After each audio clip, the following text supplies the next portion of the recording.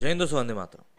देखिए, जब भी कोई ऐसी चीज़ होती है जो कि एक भारी संख्या में जनमानस के मन को मतलब अफेक्ट करती है, इम्पैक्ट करती है, तो जाहिर सी बात है जो चीज़ उसको अपोज करने वाली होती है, जो चीज़ उसके लिए जिम्मेदार होती है, वो उस चीज़ का नैरेटिव अलग बताने की कोशिश करती है। कश्मीर फाइल्स के साथ इस समय कुछ ऐसा ही हो रहा है। जाहिर सी बात है जो चीज़ें कश्मीर फाइल्स में फैक्चुअल बेसिस पर दिखाई गई हैं, उनको लेकर अब एक प्रोपेगेंडा के तहत चीज़ें अलग तरीके से बताने की कोशिश की जा रही हैं। या यूँ कहें कि जो चीज़ें उस समय बताई गई थी उनको जस्टिफाई करने की कोशिश की जा रही है।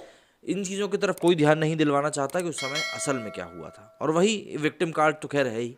तो ऐसे में केरला कांग्रेस के तरफ से कुछ एक फैक्ट्स उन्होंने निकाल कर सामने रखे हैं, जिनके बारे में कि हम इस वीडियो में बात करने वाले हैं, और आपको भी समझ में आएगा कि किस कदर प्रोपेगेंडा में डूबे हुए लोग रहते हैं कि पब्लिक का नैरेटिव चेंज करने के लिए किस हद तक चले जाते हैं।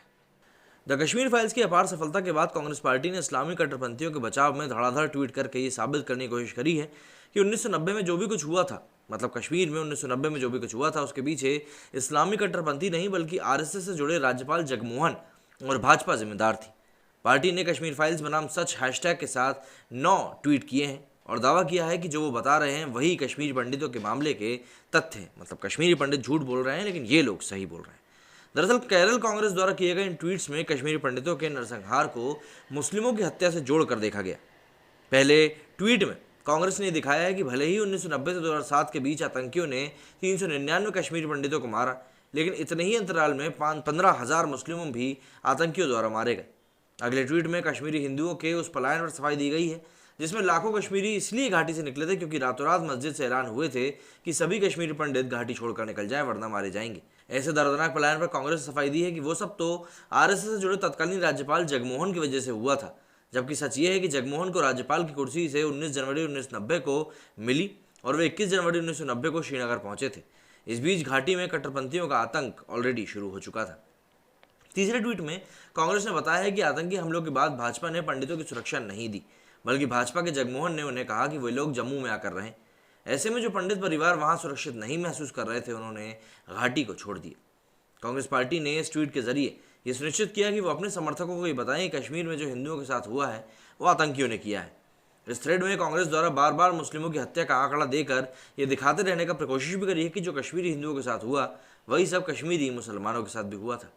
भाजपा नेता लालकृष्ण आडवाणी की रथ यात्रा की तस्वीर के साथ कांग्रेस ने कहा है कि बीजेपी अयोध्या के राम मंदिर मामले पर देश के हिंदू मुस्लिमों को बांट रही थी और पंडितों वाला मामला बीजेपी प्रोपेगेंडा के चुनाव में फायदा देने वाला था।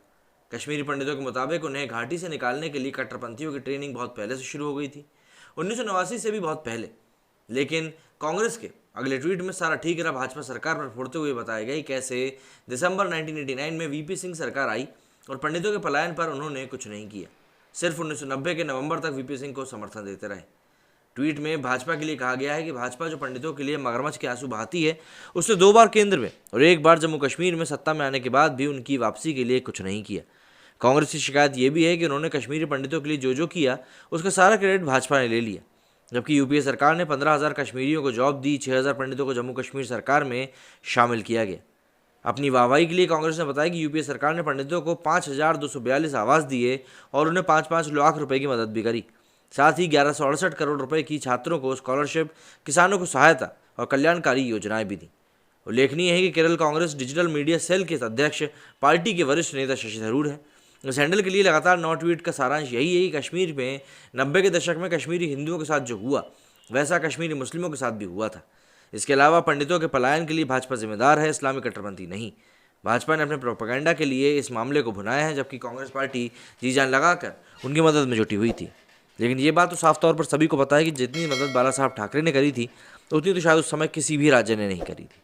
तो जाहिर सी बात है ये कुछ बातें हैं जो कि अपने आप में ही विरोधाभास पैदा करती हैं, और अगर एक इंसान खुली आंखों से इन चीज़ों को देखेगा जो एक ट्वीट में बताई गई हैं, इन चीज़ों को सुनकर उसको भी समझ में आ जाए कहीं ना कहीं ये सब चीज़ें सिर्फ एक इमेज को वाइट वॉश करने के लिए किया गया है। मेरे स्टूडियो फिलहाल इतना ही। जय हिंद, जय भारत।